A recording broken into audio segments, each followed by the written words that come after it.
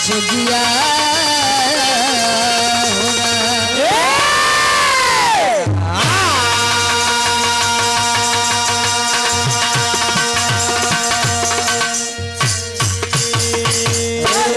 वीर होते कैसे हैं? अरे किस लिए किसी का इतिहास गाया जाता है? मेरा रू के पीछे अपन जीवन खत्म कर दिया तो आज कभी इतिहास गाई? इतिहास सदैव बगावत करने वालों का गाया जाता है। आओ गुरुजी कहीं से भाव बने के आओ चल।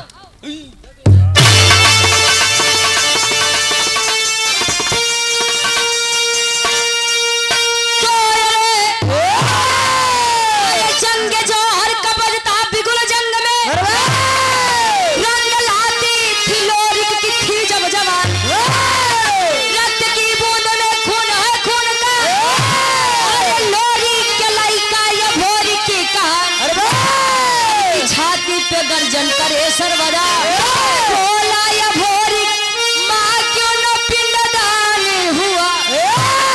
अरे मजरी कहे गुलामी न मंजूर मुझको।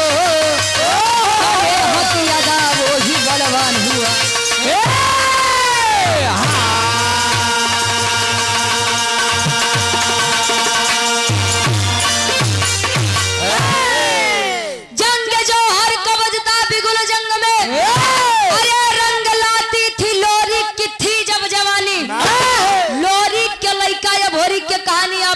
विचार किया गढ़गौरा के वीर लोरिक। अच्छा कुबई के लड़का लोरिक। कुबई जी के ससुरारी कहाँ अपने पूर्वज है अपने पुरखा है जानते हैं कहाँ पर है उनका ससुराल? कोई भी जानते हैं? तो उसी नहीं पूछते जान गया या तो नेवाड़ी जेठवारा प्रतापगढ़ में खोइलन धाम हमारे प्रतापगढ़ में कुबई जी के ससुरारी बा। हमारे जिला नेवाड़ी जेठवारा प्रतापगढ़ में खोइलन धाम बा। कुबई जी के शादी खोइलन माई से भय रही और खोइलन माई के नाम से खोइलन धाम भवा। कुबई के लड़का वीर लोरिक के बारे में तो आप लोग चर्चा सुनन होगा। ए भैया वीरताई के बारे में यदि लोरिक जी का नाम ही आ जाए तो लोग बड़े अदब बड़े सम्मान से लोरिक जी का नाम इतिहास में लेते हैं। ओ नहीं के लड़का माई मजरी और लोरिक के बीच में एक लड़का जेकर नाम अभोरिक बताया गया। अभोरिक बाल्यावस्था से जब किशोरावस्था में प्रवेश किया मतलब लड़कई से जब जवानी करे आए 21 वर्षीय बालक जब हुआ। अच्छा पहले के पुरनिया काका दादा एक बात कहा है कि जकरे जवानी आवत है तो चोकरत की आवत है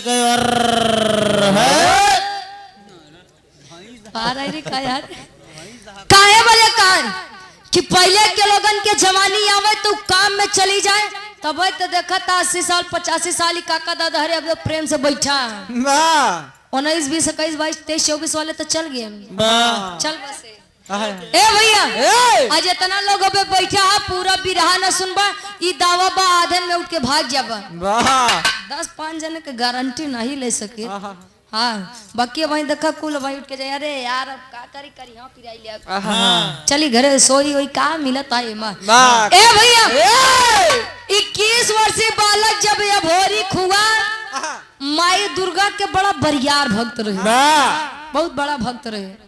एक दिन माई दुर्गा के चौखटा पे बैठ के एक बात पूछत बा।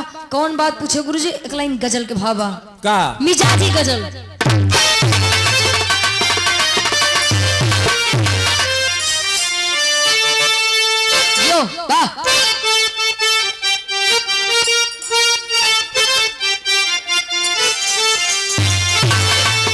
आशिक कहे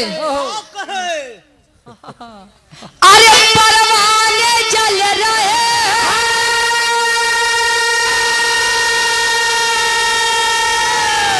तेरे इश्क में तमाम। अरे परवाने जल रहे तेरे इश्क में तमाम जानम आए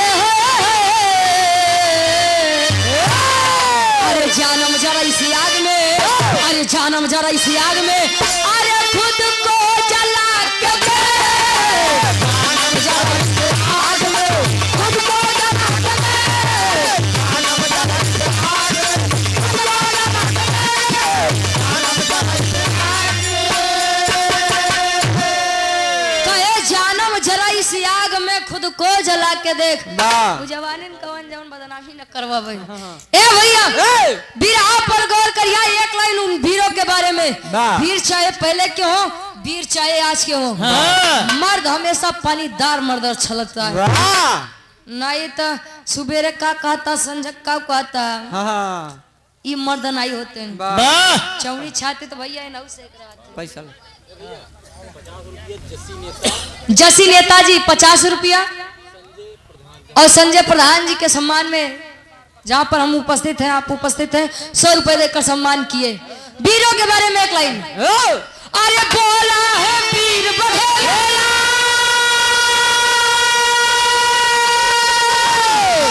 अरे झंडा हिला के देख, अरे बोला है वीर बघेला, अरे झंडा हिला के देख, अरे हट जाएगा समर से, अरे हट जाएगा समर से, अरे पंजा मिला के देख, हट जाएगा समर से, अरे पंजा मिला के देख, हट जाएगा समर से, हट जाएगा समर से।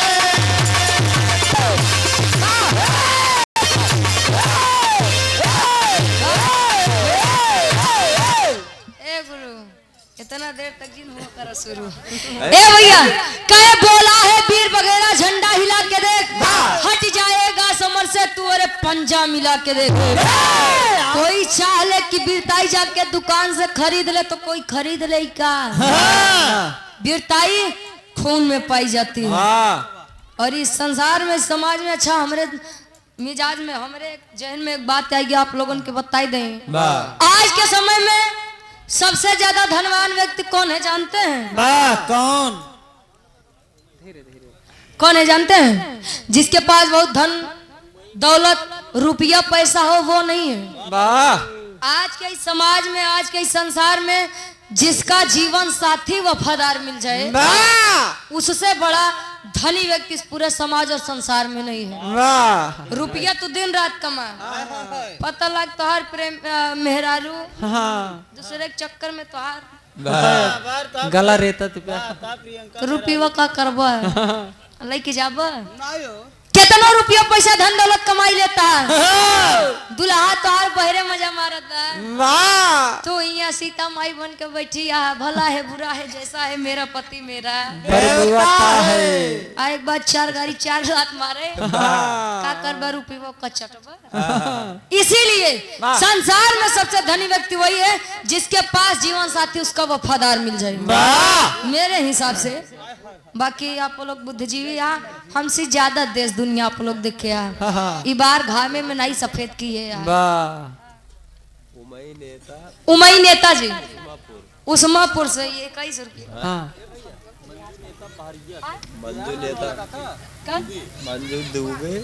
मंजू दुबे जी बहरिया, अरे कईयो बहरिया हो तो प्रयागराज में। ये 100 रुपए देकर सम्मान के आशीर्वाद के चाह रही। ये अपना म्यूजिक प्रयागराज के डायरेक्टर साहब हमारे महेंद्र यादव, हम प्यार से और पूरा बिरहा जगत इनके प्यार से दादा कहते, मेहरारू के दाई सब नाती पोता है। अरे भाई साहब इतनी कम उम्र में तू दादा वाला सम्मान, उपाधि बहुत बड़ी पाएगी ना। अब दादा हम दादा कह दे, एक जने कहा नल्ला अब इन्हें तुमको दादा कह दे। अरे यार गजब जमाल। अखिलेश यादव जी बरामदपुर से हमारे गार्जियन जी के द्वारा 51 रुपए आशीर्वाद के चाह रही है। कट्टर समाजवादी शेर है, खानदानी विराह होते बाबा, परेशान न हुआ। ए भैया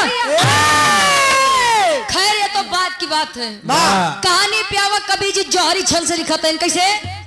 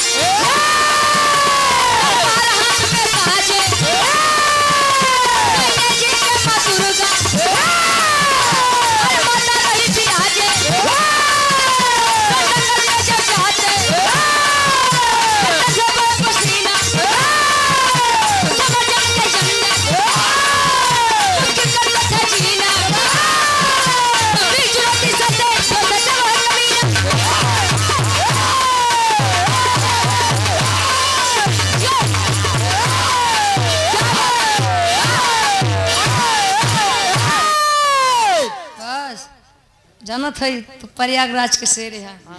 ए भैया कहानी के तो नहीं समझ लिया जाओ, आसान है पूर्ण विश्वास बा कहानी शीशा के जैसा साफ होई। वाह बिरहा गाना बहुत आसान होता है लेकिन बिरहा समझा देना ये बहुत मुश्किल का काम होता है। वाह हम ये अपने तरफ से पूरी कोशिश करब और आप लोगों से हाथ जोड़ के विनम्र निवेदन बा कि एक साथ दुई काम नहीं करे, नहीं तो झंडू बाम हो जाब। हाँ ठंडी सब करी हाँ गढ़ी तो है सब नयार के राबा नवहार के राबा ये होए पता ना का आई का गई कजनी का खाइन ना भा मां दाप पिया तुम कुछ नहीं खाई। अच्छा ली गई यहाँ से कहानी तनी आप लोग विचार करिए। और हमारी पूजनीय माताएं बहनें भी बैठी हैं, आप लोगों से भी अच्छे लोग बड़ा चालाक होते हैं। दूरी बैठा थी कैसे चालाक क्या से होते हैं, इनके दरवाजे पर अगर पंडित बाबा हरे आए जाए साधु बाबा रे हाथ देख के अगर झूठे कह दें कि जान ला तो हल लड़का सरकारी नौकरी पावे वाला बा। वाह किस्मत खुले वाली है। अरे तो विश्वास माना जहाँ पैसा रखे रही है उठाई के लेके ला बाबा तो बहुत बढ़िया बात बताया, आशीर्वाद दे दे है अगर देला चाहिए पढ़वाई न करे आई के अगर झूठे बता दे जान ला पतो तुम्हें एक नंबर के मिले पूरी जिंदगी तुहार सेवा करी। अरे तब तो जान ला ये तो भाग्य नहीं सौभाग्य नहीं परम सौभाग्य बा। ए भैया ये लोग ये बड़े दूरी बैठे थे हाँ गवैयन पैसा देख पड़े। अच्छा ए भैया वीर लोरी के लड़का या भोरी के संसार को छोड़ के चले गए। दुर्गा माई के पूजा करे एक दिन पूछे माँ अरे माँ मेरे पिताजी जब भी आपको जरूरत पड़ी अपने जंगे का खून पिला करके आपको संतुष्ट करने का काम किए हैं। मैं उन्हीं का लड़का वीर अभोरी कुमार मेरी विनती आखिर क्यों नहीं स्वीकारी जा रही है माँ। माँ प्रकट हुई बोली बेटा मैं क्यों तुझसे प्रसन्न हूँ मुझे ये तू बता। कह माई कोनो गलती करे का। कह बेटा तेरे पिता वीर लोरिक मेरे बहुत बड़े भक्त थे। हर्ष टीवीएस एजेंसी प्रोपराइटर आप गुलाब चंद ठीक बा नाम याद बा हमें। गार्जियन जी 100 रुपए देकर सम्मान के आशीर्वाद के चाह रही। ए भैया कहे अभी तक तेरे पिता लोरी का पिंडदान नहीं हुआ है।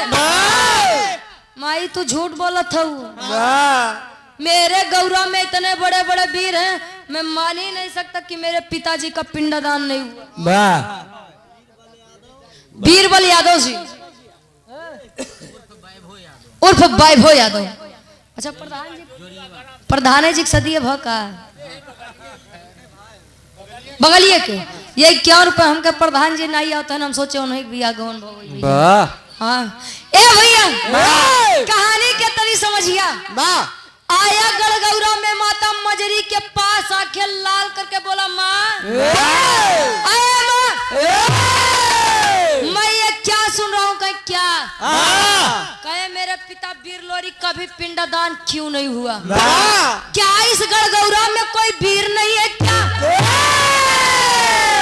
कहे बेटा वीर तो बहुत है लेकिन पिंडदान हमेशा उनका वंश उनका बेटा करता है। कहे तब कहें बेटा हम तो ही अपने से अलग नहीं करे चाहिए ना तो मैं खोना ही चाहती हूँ तुझे। कहे क्यों कहे कि कोई भी पिंडदान करने जाता है देखिए कहानी पर गौर करेंगे कोई भी पिंडदान करने जाता है लेकिन पिपरी का राजा सुरपति किसी को भी दिन का पहला पिंडदान नहीं करने देता है। जो भी जाता है युद्ध करना पड़ता है और बेटा रिकॉर्ड है आज तक उससे युद्ध में कोई नहीं जीता है। भैया इतनी बतिया वीर या बोरिक सुना खड़ा हो गया कहे माँ एक वीर के सामने एक वीर का बखान कर रही हो आप क्या आपको अपने खून पर नहीं भरोसा क्या। अब तब बात हमारे मान और सम्मान पे आई है महतारी या तो मरे या तब मारे लेकिन बाबू के पिंडादान हम तो कही थी काका लड़कियां 4 दिन पीछे मिले लेकिन लड़कियां लायक मिले नलायक भगवान साथ दुश्मनों को नहीं दे।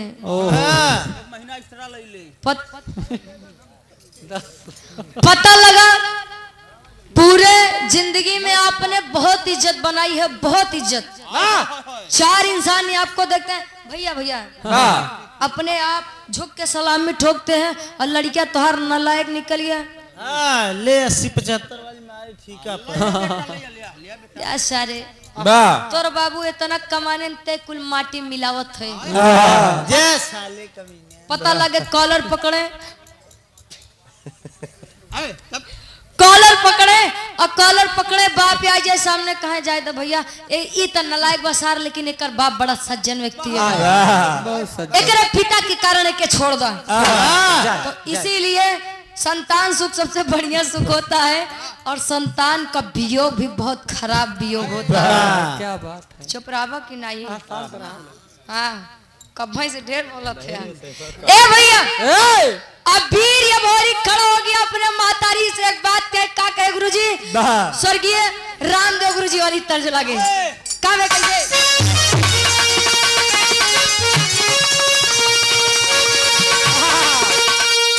ईमान ला हमारे दादी हरे दादा बाबा हरे, इनके उम्र क्या? ये अपने दुल्हा से कहा इनहू लोग के डिमांड दादा हम का बताइए।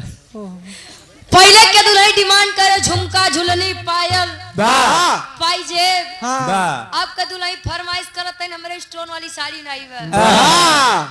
पड़ोसी देखा था 5000 के साड़ी पहिरावत बा, राजा काला साड़ी ली है। हाँ बदन और तू हमको 2000 के साड़ी नहीं पहनाई पावत एथा के फरमाइश करत है। चला हमारे बाबूजी कम से कम जी आए ला साड़ी। राजू यादव जी मालीपुर भदवाई से ये 51 रुपए आशीर्वाद के चाह रही। वो दुल्हैया कहता कह गुरु जी अरे झूलनी पे उड़नी, झूलनी पे उड़नी, आई जहाजिया उड़ाना, आई जहाजिया उड़ाना, हमार पैसे बड़ा जहीरा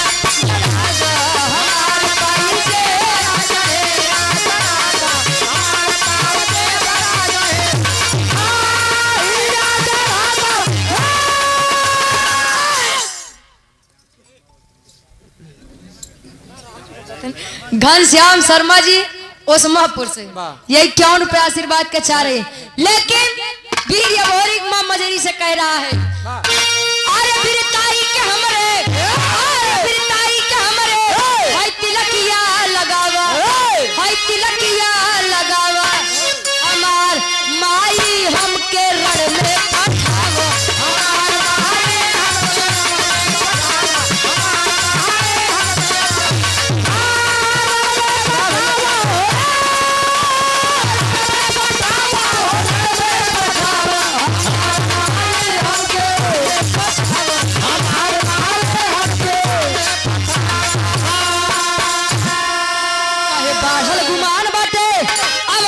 के भारी लिटाव खानदान बाट तैयारी, लिटाव खानदान बाट पूरी तैयारी, लिटाव खानदान बाट पूरी तैयारी।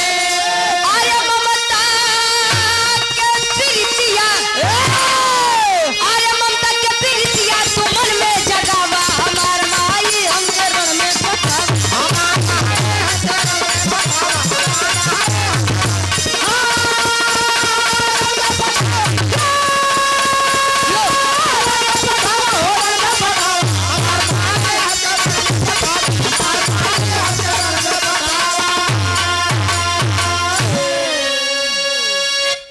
कहे बीरताई के हमरे तिलकिया लगावा, हमार माई हमके रण में पठावा। अच्छा तिलक कई प्रकार का होता है।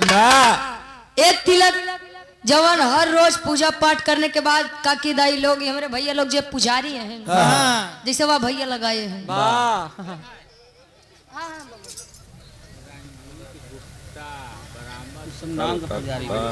रंजीत गुप्ता जी, रंजीत गुप्ता जी बरामदपुर से कट्टर समाजवादी है।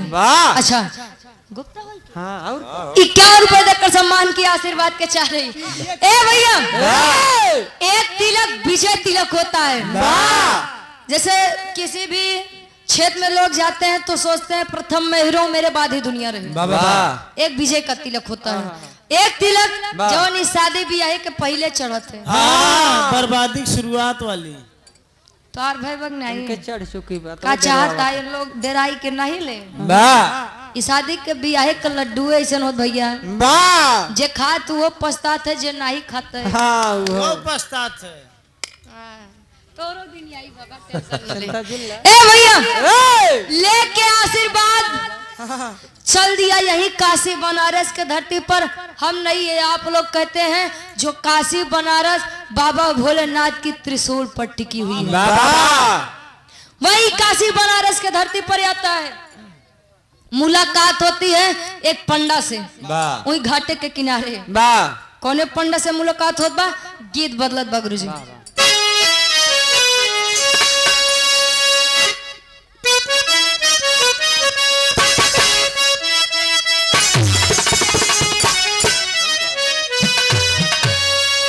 पहले के समय में शादी विवाह हो तो गवन 3 साल 5 साल 7 साल 9 साल 11 साल बाद जाए।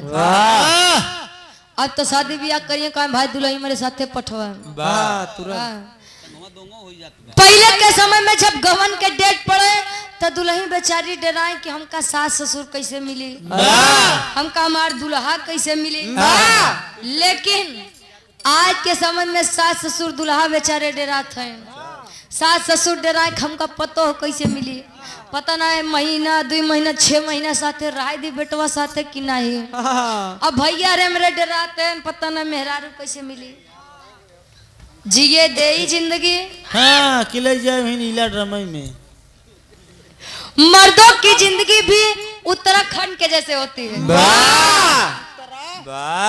वहाँ पर इतने अच्छे अच्छे बादल होते हैं वहाँ का नजारा इतना प्यारा होता है कि अब का बतावे जानला बे तो हम कार्यक्रम दे रहे छठी के दिन वहाँ का नजारा इतना बढ़िया था हमारा आने का मन ही नहीं कर रहा था। लेकिन भाई साहब उत्तराखंड में कब बादल फाटी जाए कोनो गारंटी नहीं। वैसे तोरे से ऊपर कब विपत्ति आई जाए कोनो गारंटी नहीं कोनो गारंटी नहीं भाई। अरे जाए दे यार जेकर नाय भबा को होई दे काहे तू ही लोग अकेले झेल बनो लोग का झेले दे। ए भैया कहानी पर गौर करिए दुल्हैया अपने सखी सहेली से कहे का कहे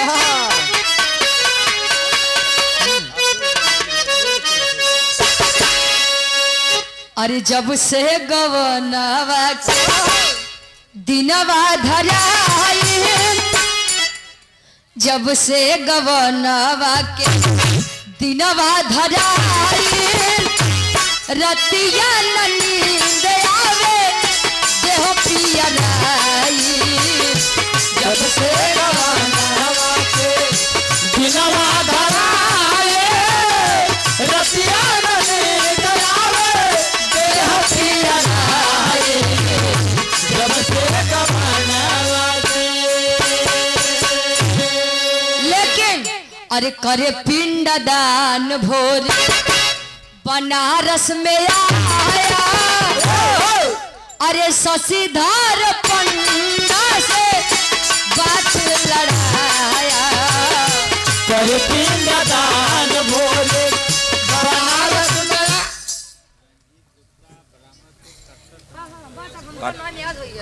रंजीत गुप्ता जी कट्टर समाजवादी हैं ब्रह्मपुर से हमारे गार्जियन जी के द्वारा 51 रुपया आशीर्वाद के 4 के बच्चे अपनी कला में कामयाब रहे।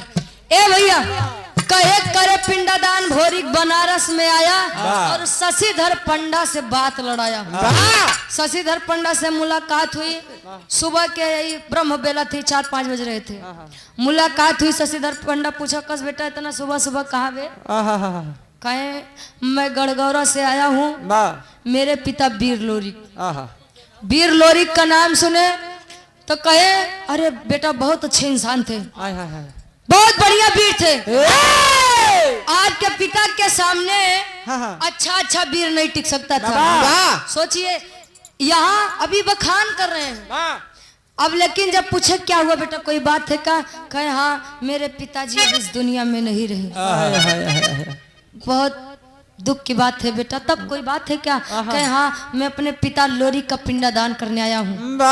इतनी बतिया शशिधर पंडा सुने तो खड़ा हो गया पीछे। ए बेटा, ए बबुआ, तू लोरी के लड़का हो? सोचिए यही है भैया, यही है दुनिया। कहे सुख में सभी साथ होते हैं, लेकिन जब दुख पड़ता है हमें अपनों का पता तभी चलता है जब हमारे ऊपर दुख की घड़ियां आती हैं। नहीं तब बने पर भैया जय राम जय राम। आज उन्हें दिन तहार बिगड़े तो तहार रिश्तेदारों तो को देखिए तो मुंह पलट के चला जाइए। अरे यार क्या बा? ये सच्चाई है जमाने की, ये मैंने देखा है। ए भैया, आप शशिधर पंडा बाबा कहाँ बेटा? तू लोरी के लड़का हुआ चाहे के और के लड़का हुआ, हम पिंडदान नहीं करवाऊ। क्यों? कहनो पिपरी का राजा सुरपति बड़ा दुष्ट बा। जान जाई कि अगर हम पिंडदान करवाई बेटा तू तो जाबई करबा साथे हम लग जाबा। मतलब कहे तू का मार दई हम को मार दई।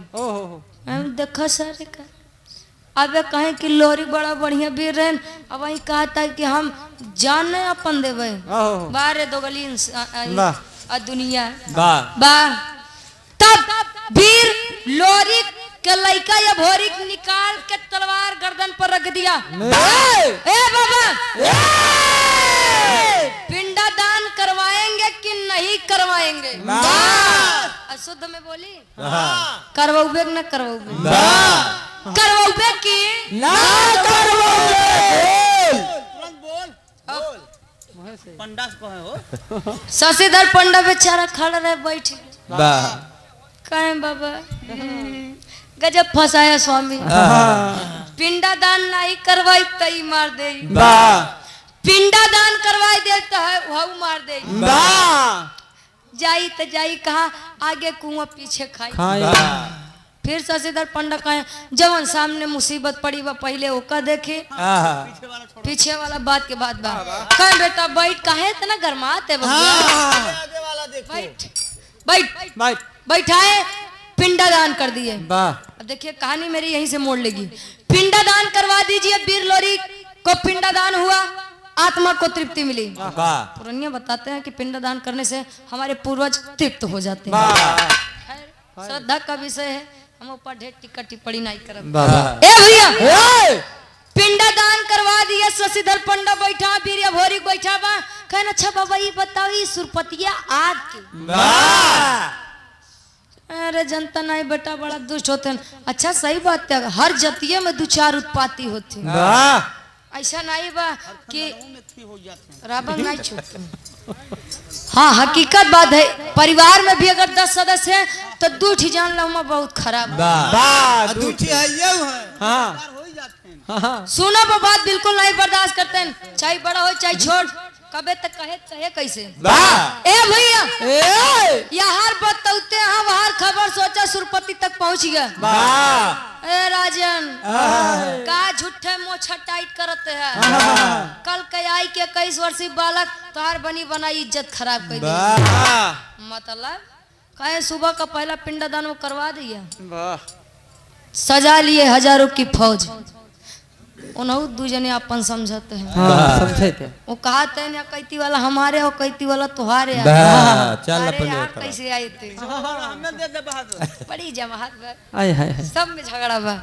ए भैया अब यहाँ सुरपति जब खबर पा गया हजारों की पलटन हजारों की सेना लेकर चल दिया। आया कहा यही बनारस के धरती पर। एक तरफ हजारों की पलटन लिए हुए सुरपति घोड़े पर सवार और एक तरफ एक 21 वर्षीय बालक वीर भोरी अकेला। हो का टेरी के भाव में कभी खत्म।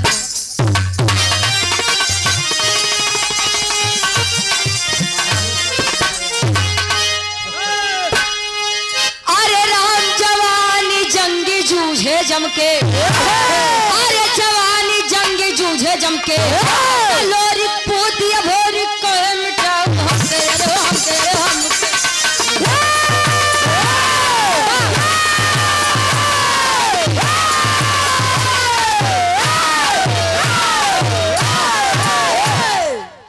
लोरी पूत भोरी कहे मिटाओ सूझे जम के। हम का मतलब अहंकार। अहंकार, आहा घमंड, वाह अहंकार था उसे। जब कुछ होबो करत हैं कि दो चार देने के बनाए ली अपन मित्र, वाह खराबे संगत खराबे करत हैं का जान ले बनाए ली है, तब जान ला उनसे बड़का वीर के है नहीं बा। वीर वो होता है जो सामने से वार करे, जब पीठ पीछे वार करत हैं के भड़िया मऊगा कहते हैं। ना अपन जिन बोला कर ए भैया चल दिया वीर। अब और एक विचार कर लिया, या तुम्हारा भी या तो सारे को मारब। चलो मैदान में। अरे तो